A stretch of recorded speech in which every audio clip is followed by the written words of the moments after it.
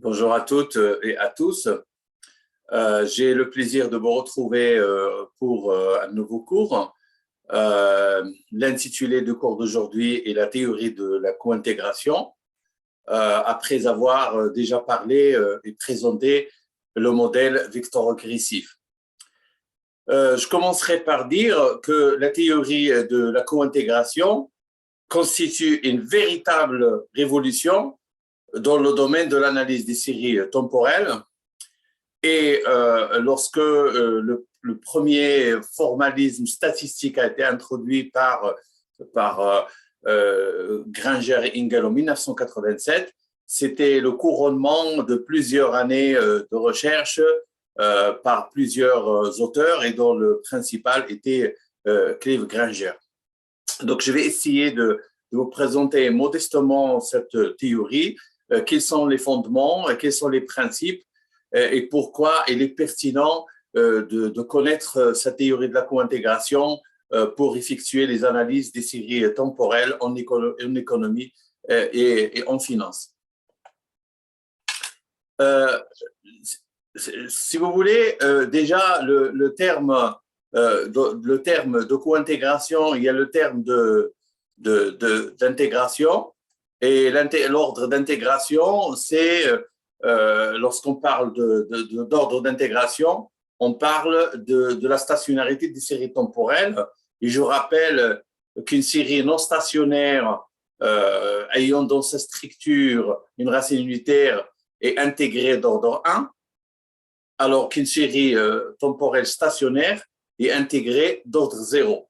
Et donc déjà, lorsque vous entendez parler de la co, ça veut dire co, c'est deux ou plusieurs, parce que nous sommes en analyse multivariée, et intégration, ça veut dire des séries intégrées d'ordre 1 ou d'ordre supérieur à 1, et par conséquent, on va parler de séries temporelles non stationnaires lorsqu'on va mobiliser la théorie de la co-intégration.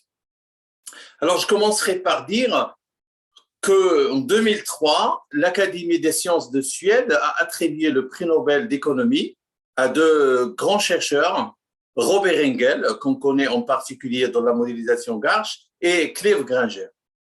Ce prix-là, ce prix Nobel, a été le couronnement d'une recherche de plusieurs années qui a été effectuée de façon approfondie sur l'économétrie des séries temporelles, et en particulier, c'était une reconnaissance de la théorie de la co-intégration et de son apport majeur pour l'analyse et pour la prévision des séries temporelles en économie et en finance.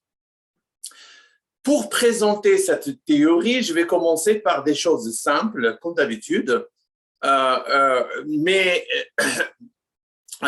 je vais vous présenter d'abord certaines questions qu'on se pose tous les jours dans le milieu économique financier, pour lesquelles la théorie de la co-intégration et ce qui en découle comme théorie vector-autorégressive, modèle à correction des causalités de Granger, peuvent apporter des réponses, en tout cas sur le plan empirique. Donc actuellement, nous sommes en train de se poser la question, que se passera-t-il si la Fédérale Réserve ou la Banque Centrale Européenne augmentent leur taux d'intérêt? Comment vont réagir les bourses mondiales? Comment va réagir le dollar? Comment va réagir le marché obligataire? Comment va réagir l'or? Comment va réagir le marché immobilier, le Bitcoin? Quel impact cette augmentation probable des taux d'intérêt aura sur le taux de chômage, sur la croissance économique?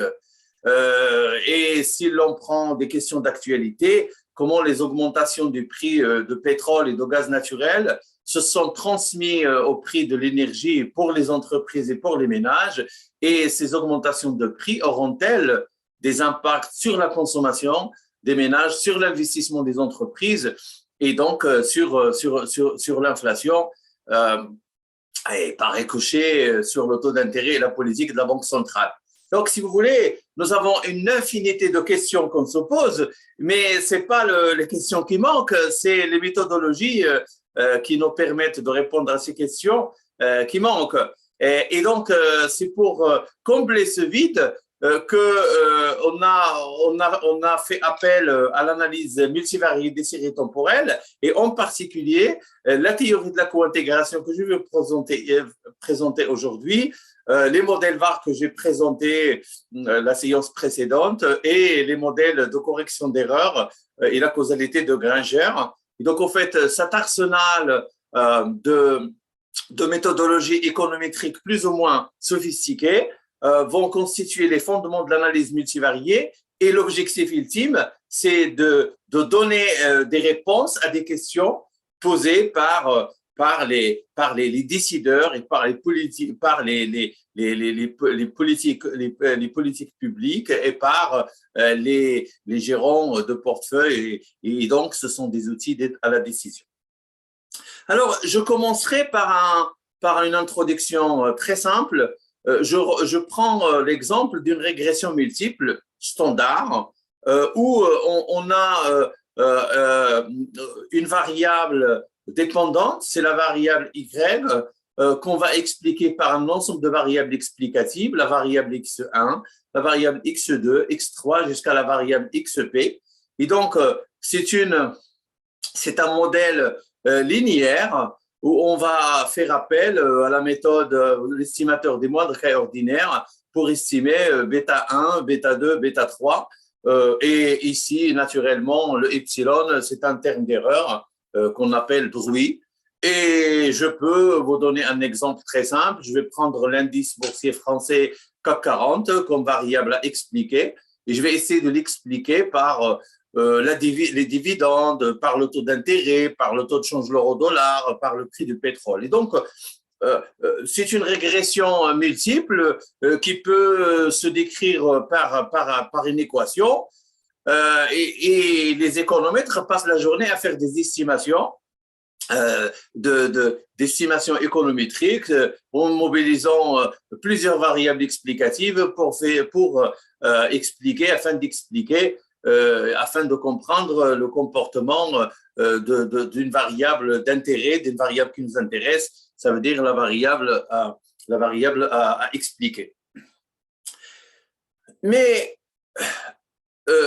Granger, le prix Nobel 2003, avec un co-auteur Newbolt en 1974, ils avaient effectué des simulations de Monte-Carlo sur deux séries temporelles qui contiennent dans leur structure une racine unitaire, c'est-à-dire des séries temporelles non stationnaires, et ils ont pu mettre en évidence ce qu'ils ont appelé des régressions fallacieuses. Bon, en français, je dirais des régressions erronées.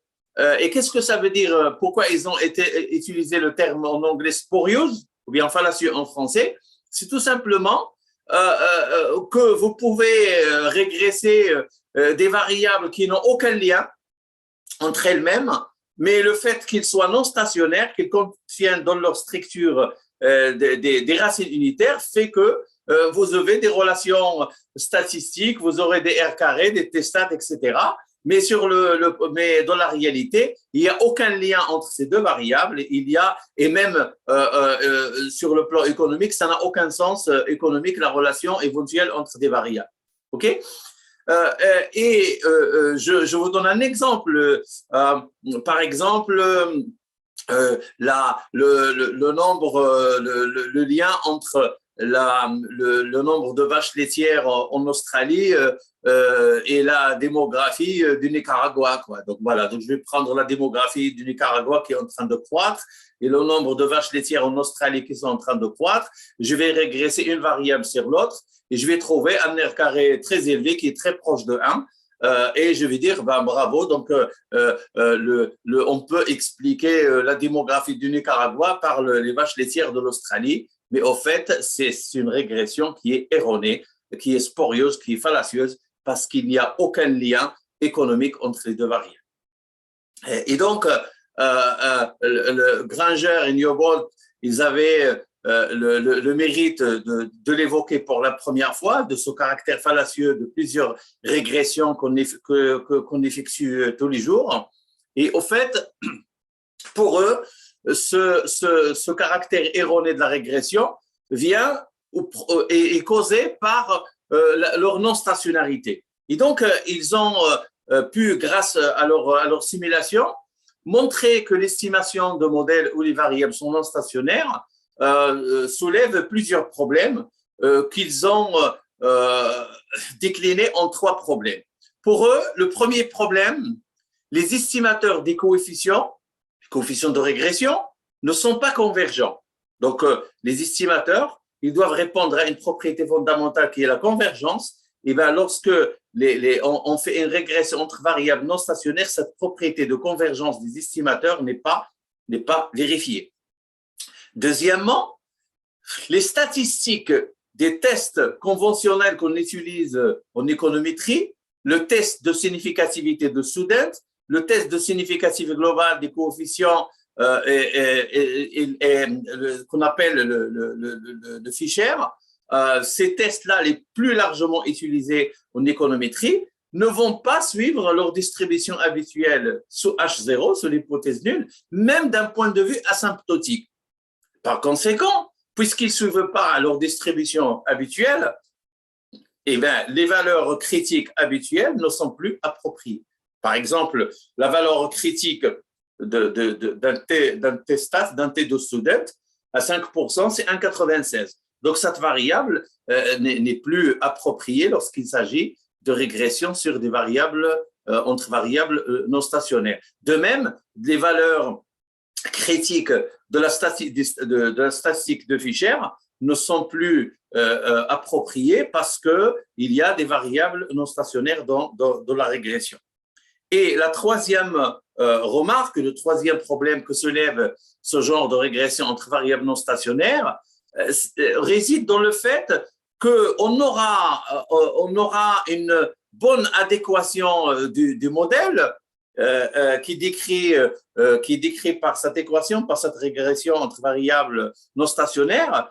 Cette bonne adéquation, elle se traduit par un R carré très élevé. Donc, vous avez un R carré très élevé qui est de 0,90 ou 95 et même qui est très proche de 1. Mais au fait, c'est une fausse adéquation. C'est une adéquation qui est apparente parce que le deuxième critère qu'il faut prendre en jeu, c'est la statistique de Durbin-Watson. Et donc, lorsque la statistique de Durbin-Watson converge vers 0, et en particulier lorsqu'on va essayer d'augmenter notre échantillon de données, ça prouve qu'il y a une contradiction entre un R carré élevé et un Durbin-Watson qui converge vers 0. Par conséquent, nous sommes dans le cadre de régressions qui sont erronées, qui sont fallacieuses et qui sont spurieuses si on prend la terminologie utilisée par Granger et Newborn.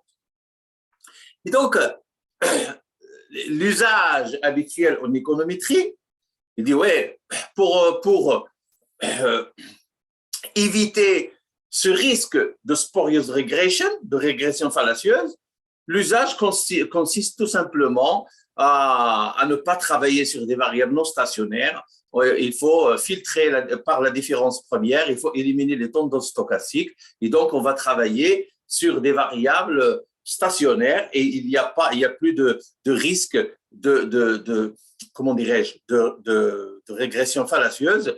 Et après, si on veut vraiment analyser la dynamique de la relation, on va mobiliser le modèle vecteur régressif que nous avons présenté précédemment. Donc, au fait, je dirais, c'est une solution de facilité parce que c'est facile de se débarrasser de la racine unitaire et de travailler sur un système stable et on a réglé le problème. Et en fait, le problème ne se règle pas. Parce que lorsque vous enlevez la tendance d'une série temporelle, vous acceptez implicitement de perdre l'information de long terme qui est contenue de la composante tendancielle. Parce que je rappelle que la tendance, c'est la composante de long terme. Lorsque vous enlevez la tendance, ça veut dire que vous allez perdre toute l'information contenue dans la tendance, ça veut dire l'information de long terme de la série temporelle. Et donc, utiliser le filtre de différence première peut conduire inéluctablement à passer sous silence l'éventualité de l'existence d'une relation de long terme entre ces variables. C'est-à-dire que le VAR, finalement, le modèle vectoriel régressif, ou bien toute régression sur des variables stationnaires, c'est que de l'information de court terme. Lorsque vous faites le delta, le filtre différence première, c'est que vous captez que le comportement de court terme de la série temporelle, parce que le comportement de long terme, il se matérialise dans la tendance, dans la composante de long terme. Et donc, éliminer les composantes tendancielles revient tout simplement à passer sous silence l'éventualité d'une relation de long terme entre les variables. Et s'il y a des relations, dans le cadre d'un modèle VAR, ça va être que des relations de court terme.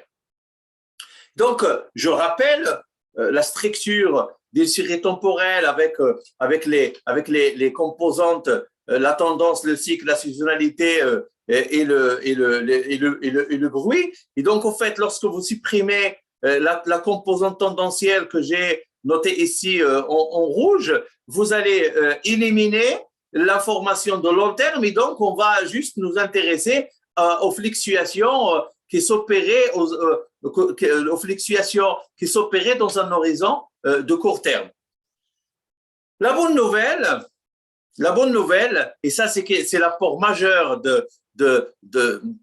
comment dirais-je, de Granger, c'est qu'il est possible que des séries non stationnaires puissent former une combinaison linéaire stationnaire. Je répète, individuellement, les cellules temporelles, les séries temporelles sont de nature non stationnaire, mais lorsque vous faites une combinaison linéaire entre ces séries temporelles, cette combinaison va devenir stationnaire et donc le problème de non-stationnarité ne se pose plus.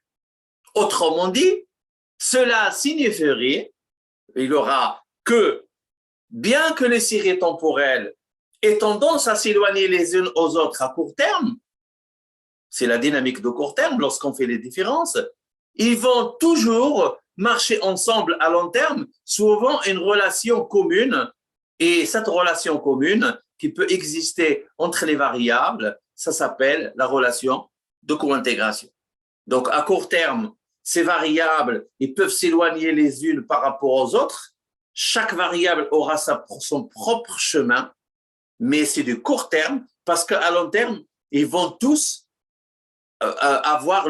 converger vers la même direction, et cette même direction vers laquelle ils vont tous converger, c'est ce qu'on appelle la relation de co-intégration, et d'un point de vue économique, c'est ce qu'on appelle la relation de long terme qui est le lien entre les variables.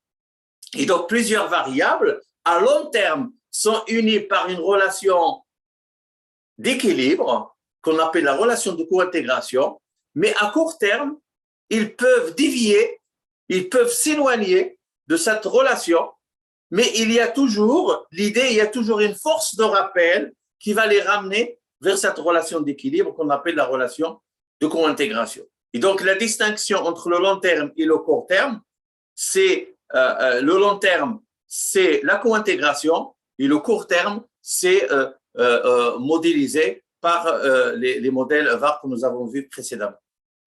Alors, si vous voulez, pour prendre en compte cette question, et Engel et Granger en 1987, et puis Johansen, à partir des années 88, 91, 91, mais bon, dans les années 90, Johansen, ces auteurs-là, ils ont contribué à beaucoup de développement plus ou moins approfondi de l'économétrie non stationnaire, et ils ont donné naissance à la théorie de la co-intégration, dont l'apport majeur réside dans le fait qu'on va pouvoir effectuer des régressions entre variables non stationnaires et de tester l'existence de la relation de long terme entre ces variables qu'on appelle relation d'équilibre ou relation de co-intégration.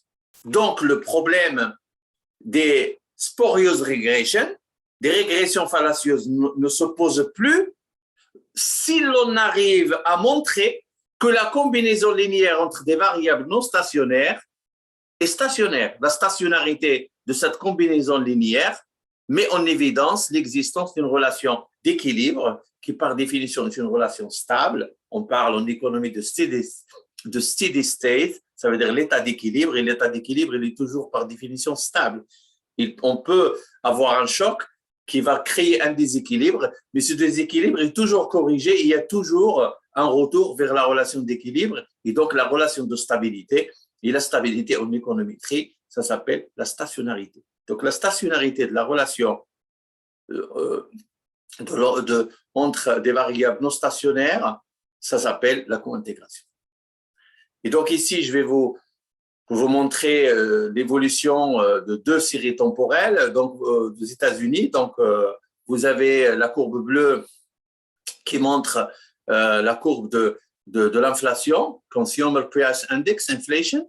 Et ici, vous avez Short Nominal Interest Rates, vous avez le taux d'intérêt de court terme. Et donc, vous voyez qu'ici, ils sont, c'est les séries en niveau, ça veut dire c'est les séries à l'état brut, ils ne sont pas en différence. On voit très bien qu'ils ont à peu près les mêmes comportements à la hausse comme à la baisse, avec quelques petites déviations, comme ici. Comme ici, le nominal, il s'écarte un petit peu, mais il y a toujours une force de rappel qui va le ramener pour reprendre la relation de long terme. Je pourrais également vous l'expliquer de façon un peu plus anecdotique. Je vais prendre un jeune homme qui a décidé de sortir promener son chien. Et donc, il sort de chez lui, comme il y a des voitures qui circulent, il a peur pour la sécurité de son chien, à qui il s'attache tant, et il le tient en laisse. Et donc, la laisse représente la relation qui lie le chien à son maître. Et donc, ça, c'est la relation de long terme. Les liens entre le chien et son maître, ce sont des liens indéfectibles. Et donc, il arrive à côté, devant un jardin, et bien c'est l'occasion de donner un peu de liberté à son chien parce que à la maison, il est enfermé, dans la rue, il est tenu en laisse, et bien au jardin, on va lui enlever la laisse et on va lui donner de la liberté. Et vous imaginez un petit chien dans un parc où il n'est pas tenu en laisse, ce qu'il va faire, il va courir dans tous les sens. Donc, il va courir dans tous les sens. Donc, il va s'éloigner de son maître, et son maître aussi, il va se promener dans le jardin, et peut-être ils vont avoir des trajectoires quasiment opposées dans le jardin, mais à un certain moment, lorsqu'on va rentrer à la maison, le chien va commencer à chercher son maître, et le maître va commencer à chercher le chien, il va lui remettre la laisse autour du cou. Il va dire, bon, on va rentrer à la maison, et c'est la relation de long terme. Et donc, au fait, le lien entre le chien et son maître, ils sont symbolisés par la laisse et par le fait qu'ils se quittent jamais, mais à court terme, lors de la promenade dans le jardin, ils peuvent avoir leur liberté de se déplacer l'un par rapport à l'autre de façon libre, donc ils vont s'écarter de cette relation, mais il y a un lien qui va les ramener, et le lien ici, il est symbolisé par la laisse. Et donc, c'est l'idée de la relation de co-intégration qui lie ce chien à son maître, et de façon anecdotique pour comprendre un peu le sens, si vous voulez, conceptuel de la co-intégration. Alors maintenant, nous sommes des économes, des statisticiens. Comment on peut mettre en œuvre un tel test de co-intégration? Donc, on va prendre deux variables YT, XT qui sont non stationnaires, ça veut dire qu'ils contiennent de leur structure une racine unitaire, et donc ils sont notés intégrés d'ordre 1, donc on note I entre parenthèses 1, donc ils sont dites co-intégrés s'il existe une relation de long terme entre elles. Donc, la co-intégration, c'est la relation de long terme. OK?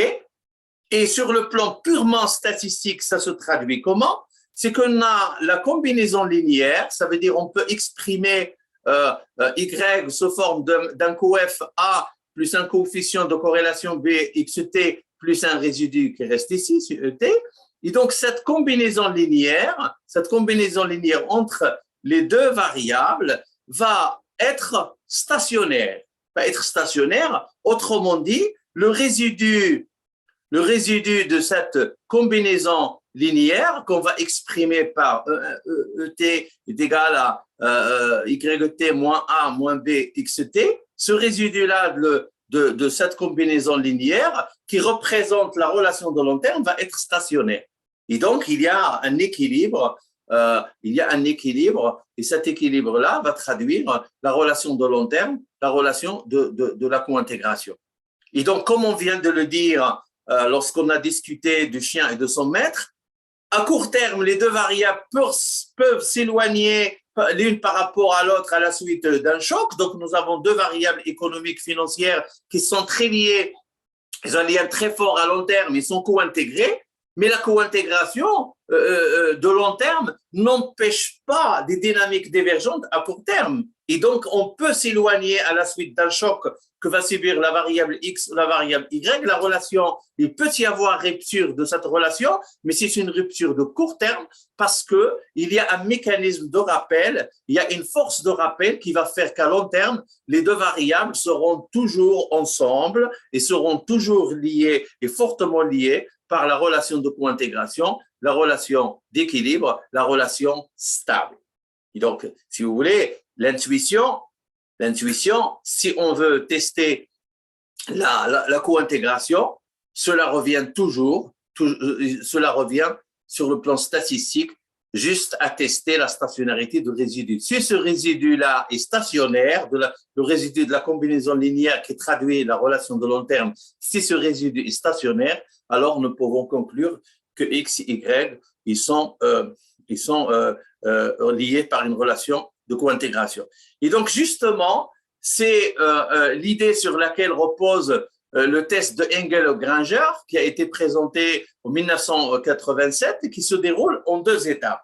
La première étape consiste d'abord à estimer la relation de co-intégration, ça veut dire la relation de long terme. Et donc, au fait, on va faire la combinaison linéaire des deux variables. Et pourquoi on parle de long terme? Parce qu'on va estimer les variables au niveau, ça veut dire à l'état brut, ça veut dire qu'ils n'ont subi aucune transformation qui avait comme objectif d'éliminer leurs composantes tendancielles de long terme. Et donc, comme les tendances qui représentent les dynamiques de long terme sont toujours là, la relation ne peut être que de long terme. D'accord? Et donc, l'estimation de cette relation se fait dans une première étape. Dans une deuxième étape, on va récupérer les résidus et le résidu va représenter la déviation par rapport à la relation de long terme. Parce que s'il n'y a pas de déviation, si le résidu est égal à 0, ça veut dire qu'il n'y a aucune déviation. Tant qu'on va rester aux alentours de 0, on est toujours à l'équilibre. Mais lorsqu'on va s'éloigner de cette relation d'équilibre, à ce moment-là, on appelle ça une déviation. Et cette déviation, on va voir est-ce que c'est une déviation qui est stationnaire ou une déviation non stationnaire. D'accord? Et donc, on va tester la stationnarité du résidu. Si le résidu est stationnaire, alors on va faire appel au test habituel et conventionnel de Dickey-Fuller. Alors, on peut dire que les deux variables YT et XT sont co-intégrées. Par contre, si le résidu est non stationnaire, alors les deux variables ne sont pas co-intégrées. Et donc, si vous voulez, le test d'Engel-Granger, d'abord, c'est un test de stationnarité. D'accord? Le test de stationnarité, mais des résidus de la relation de long terme qui réunit les deux variables. Et naturellement, les valeurs critiques de ce test, ce n'est pas les valeurs habituelles des tests de Dickey-Fuller qu'on applique sur des séries temporelles. Là, c'est un test qui est appliqué sur les résidus d'une combinaison linéaire entre des séries temporelles. Et donc, il aura d'autres valeurs critiques. Donc, il y a Engel-Yu en 97, il y a Philippe Poliaris en 90, et puis il y a les valeurs critiques qui ont été aussi présentées par McKinnon. Nous allons y revenir lorsqu'on va faire un exemple pour illustrer le test de co-intégration d'Engel-Granger. Et donc, si vous voulez, maintenant, nous savons que deux variables sont co-intégrées, ça veut dire participent à une relation de long terme, à une relation d'équilibre. Et la question qui se pose est la suivante: que se passe-t-il à court terme. Parce qu'au fait, on a le long terme, c'est la co-intégration, c'est le long terme. Hein, et à court terme, il se passe quoi? Comme on a dit tout à l'heure, si jamais il y a un choc et qu'il y a rupture de la relation d'équilibre, que se passe-t-il? Ça veut dire, est-ce qu'il y a un mécanisme? Est-ce qu'il y a un mécanisme qui va ramener les deux variables à reprendre la relation de long terme, ou bien il n'y a aucun mécanisme et par conséquent, la rupture, elle est irréversible. C'est ça la question. Ça veut dire, est-ce que la rupture de l'équilibre, il a un caractère transitoire et par conséquent, il existe une force de rappel qui va ramener les deux variables vers le lien qui les unit, ça veut dire vers la relation de co-intégration, ou bien que cette rupture, il a un caractère permanent, ça veut dire il est irréversible, et donc il n'y a plus de reprise de cette relation. Et donc, cette question-là, c'est la question à laquelle a essayé de répondre le modèle à correction d'erreur. Et donc, le modèle à correction d'erreur,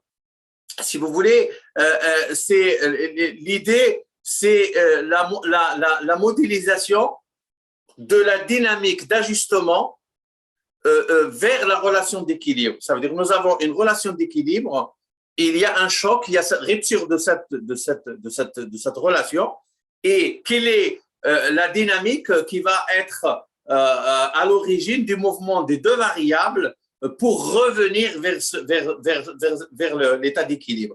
Donc, il y a toujours une dynamique de retour vers la relation de l'équilibre qu'on appelle un ajustement. Il y a un choc, ça va provoquer un déséquilibre, on va dévier de l'équilibre, on va s'en écarter, mais il y a un mécanisme, il y a une force de rappel qui va ramener les deux variables vers la relation de long terme. Et donc, il y a ce qu'on appelle le théorème de représentation de Granger qui dit, au fait, il y a équivalence.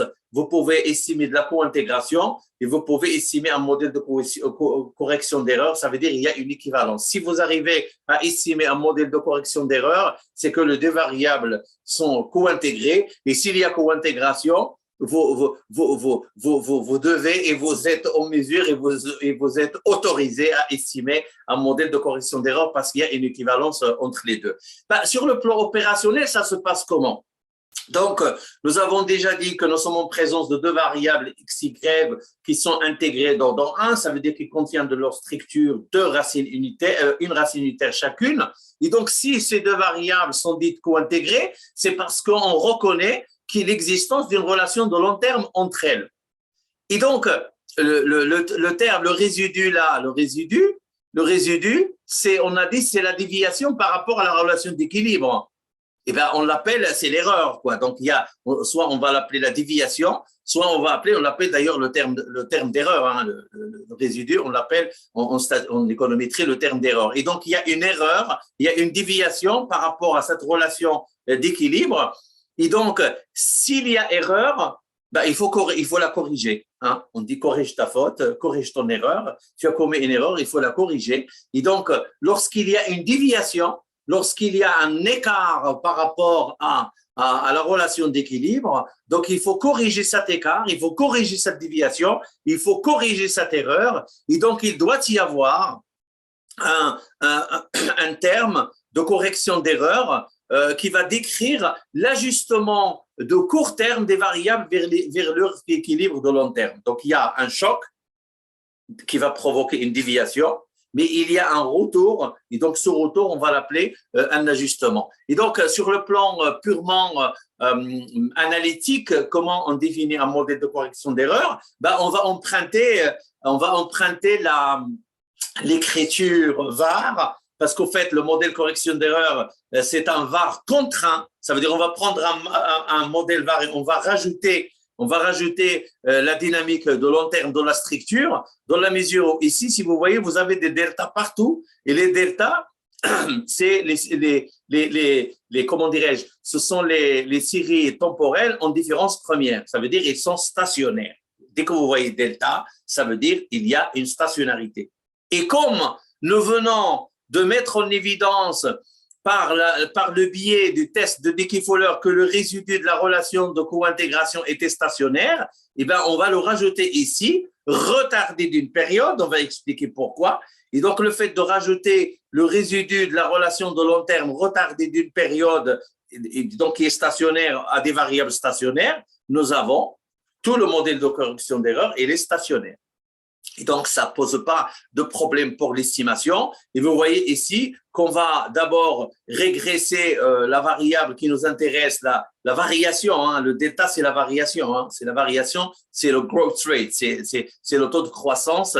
Et donc, comme on est au log d'ailleurs, et donc, au fait, vous avez le delta Y de T, on va l'expliquer par rapport à ces valeurs passées. Donc, vous voyez T-1, T-2, T jusqu'à l'ordre P, T-P. Et puis, on va l'exprimer parce que c'est un modèle VAR en fonction des retards de la variable, de l'autre variable avec laquelle nous avons une relation de long terme. Et donc, c'est XT-1, XT-2, XT-3, XT-P. Et on va rajouter comment dirais-je, le résidu de la relation de long terme retardé de T-1 et on va l'appeler c'est la valeur retardée du terme de correction d'erreur et P c'est le nombre de retards et donc le nombre de retards on va le sélectionner comme on a l'habitude de sélectionner comment dirais-je les retards du modèle VAR en faisant appel à un critère d'information de Schwartz ou de Schwartz ou d'Akaek. Et donc, si vous voulez, le modèle de correction d'erreur, c'est juste une description du mécanisme du retour vers la relation d'équilibre. C'est juste le mécanisme d'ajustement vers la relation d'équilibre. Et donc, la relation d'équilibre, ce retour ne va pas se faire de façon instantanée. Ça va prendre un peu de temps. Et donc, le terme de correction d'erreur dont on dispose ici, la valeur de ce coefficient va mesurer l'ampleur de la déviation par rapport à la relation d'équilibre et va montrer la proportion de déséquilibre corrigé durant chaque période. Je m'explique. Supposons que nous avons des données mensuelles. Et nous avons, par exemple, un paramètre qui s'élève à 0,20.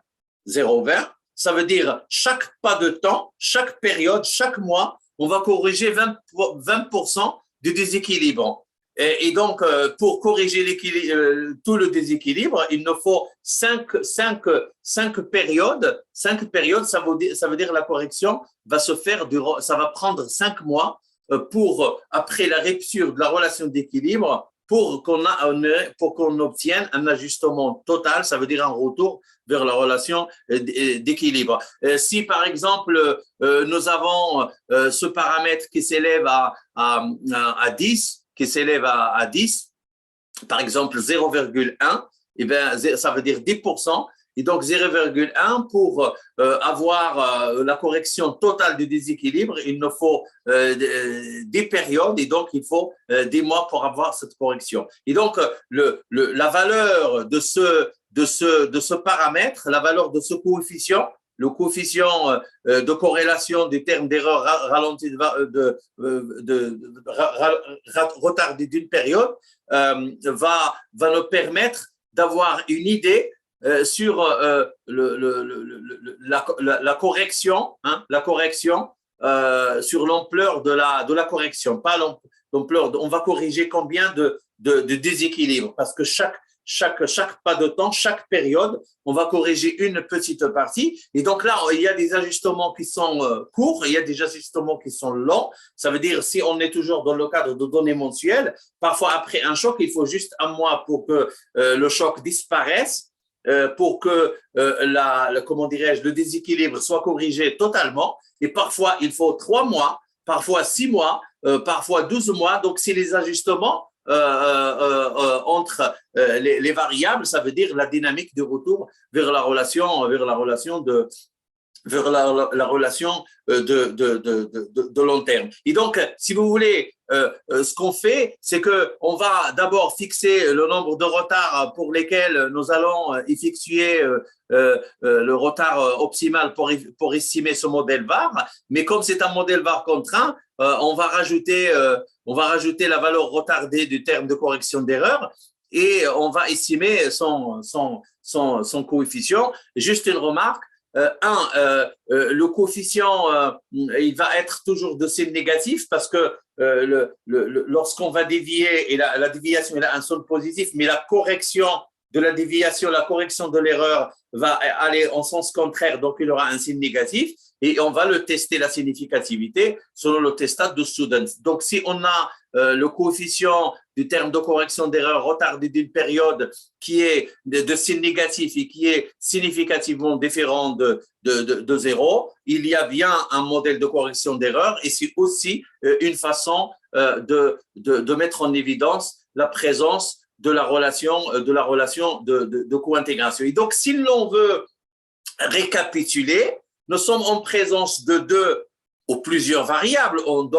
Sur un plan pédagogique, on travaille avec deux variables, donc nous sommes dans un cadre bivarié, mais on peut être en présence de plusieurs variables, 3, 4, 5. Donc, ces variables-là composant un système, ils peuvent être reliés par une relation de long terme, une relation d'équilibre compte tenu de leur nature non stationnaire. Et à court terme, on peut avoir des écarts, des déviations à la suite de chocs, parce que l'économie, c'est une succession et la finance, c'est une succession de chocs aléatoires. Et donc, il y a l'ajustement à ces chocs, ça veut dire l'absorption de ces chocs va prendre du temps et pour revenir vers la relation d'équilibre. Et donc, si jamais il y a cette dynamique de retour vers l'équilibre, c'est nous sommes en présence d'un modèle de correction d'erreur. Et donc, l'estimation de ce modèle de correction d'erreur va nous permettre de connaître la vitesse d'ajustement. C'est ça, c'est adjustment speed. On va connaître la vitesse d'ajustement, ça veut dire la vitesse de retour vers la relation d'équilibre. Et donc, si vous voulez, si vous avez la co-intégration, c'est qu'il faut aller vers l'estimation d'un modèle de correction d'erreur. Et comme j'ai dit, pour Granger, il y a une équivalence. Juste une remarque, si jamais on n'arrive pas à prouver l'existence d'une relation de co-intégration, ça veut dire qu'il n'y a pas de relation de long terme entre les variables et par conséquent, nous n'allons pas être autorisés à estimer un modèle à correction d'erreur. S'il y a une relation entre les variables, il ne peut être que de court terme et dans ce cas, on retombe dans le modèle VAR. Et donc, co-intégration, présence de co-intégration, estimation d'un modèle de correction d'erreur, absence de co-intégration, estimation d'un modèle vecteur autorégressif, c'est un modèle vectoriel autorégressif d'un modèle VAR. Donc, co-intégration, correction d'erreur, pas de co-intégration, modèle VAR. Et donc, au fait, une fois avoir présenter la théorie de la co-intégration et le modèle de correction d'erreur. Dans une deuxième étape, nous allons travailler sur des données réelles et nous allons mettre en œuvre, nous allons faire les estimations, tester la co-intégration et tester le modèle de correction d'erreur et voir les développements économétriques suivants. Ce sera l'objet du prochain cours. D'ici là, je vous remercie de votre attention et je vous dis à bientôt. Au revoir.